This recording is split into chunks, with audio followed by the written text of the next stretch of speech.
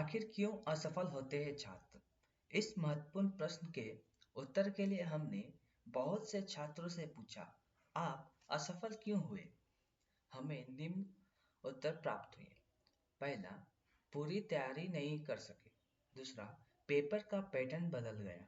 तीसरा, इस बार पिछले वर्ष वाले 3 प्रश्न पुनः दोहराए गए।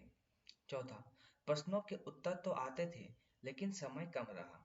पांचवा, जो पढ़ा था वो तो बहुत कम आया तो छोड़ दिया, अर्थात जो नहीं पढ़ा वही अधिकांश आया।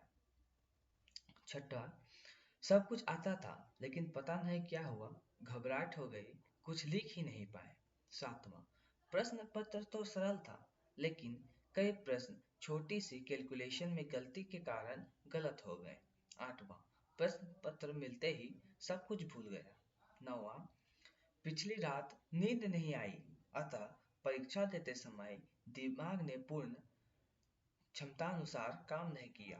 10वां, शुरू में तो 2-3 गलत प्रकार के प्रश्न जो दिखने में बहुत सरल प्रतीत होते थे उनको हल करने लगा, जिनमें बहुत समय लग गया। फिर अन्य प्रश्न जल्दी जल्दी करने के प्रयास में गलतियां हो गई। 11वां, शुरू के 2 प्रश्नों को पूरा करने में ही मुझे 2 घंटे लग गए।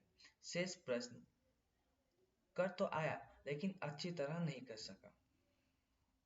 12वां, प्रश्न पत्र बहुत कठिन था, ऐसे प्रश्न आ गए जो हमने कभी पढ़े ही नहीं। 13वां, वस्तुनिष्ठ प्रकार के प्रश्नों का उत्तर लिखते समय गलत क्रम संख्या से उत्तर लिखना शुरू कर दिया, जिसका ध्यान तब आया जब मैं आधा प्रश्न पत्र हल कर चुका था। उन सभी उत्तरों को ठीक करने में बहुत समय खराब हो गया। 14वां, पहला प्रश्न करना अनिवार्य था, मैं उसका ही जवाब लिखना भूल गया। उसके अतिरिक्त 5 प्रश्न हल कर आया। प्रश्न पत्र को ढंग से नहीं पढ़ा। 15वां, प्रश्न पत्र में नेगेटिव मार्किंग हेतु लिखा था, मैं कई ऐसे प्रश्न छोड़ आया जिनके बारे में मुझे थोड़ा सा भी संदेह था। 16वां, मेरे प्रश्न हल करने की या फिर लिखने की स्पीड बहुत कम है, अतः मैं पूरा प्रश्न पत्र हल नहीं कर सका। 17वां, सर्वप्रथम मैंने वे सभी प्रश्न हल किए जो मुझे आते थे। इसके बाद शेष बचे सभी वस्तुनिष्ठ प्रश्नों के उत्तर जो ठीक से लगे वही अनुमान से लिख आया। बाद में ज्ञात हुआ कि प्रश्न पत्र में नेगेटिव मार्किंग होनी थी। 18वां, रास्ते में मेरा स्कूटर खराब हो गया, अतः मैं परीक्षा भवन में देर से पहुंचा। 19वां, जो दिन पूर्व अचानक मुझे बुखार हो गया, मैं सही तरीके से परीक्षा नहीं दे सका। उक्त समस्त कारणों को मोटे तौर पर निम्न शीर्षकों में सम्मिलित किया जा सकता है।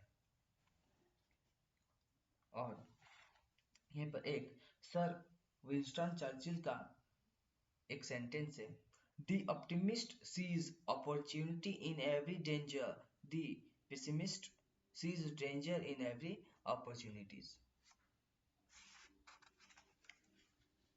तो ये थे कुछ कारण जो कि छात्र असफल हो जाते हैं, तो वे ये निम्न जो है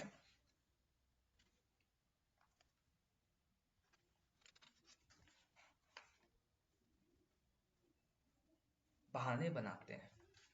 ठीक है, तो अब अगले वीडियो से हम लोग इन सभी जो मैंने 19 जो बहाने बनाते हैं उनका एक पूरी संक्षेप में जो है वीडियो लेकर आऊंगा। तो मिलते हैं अगले वीडियो में।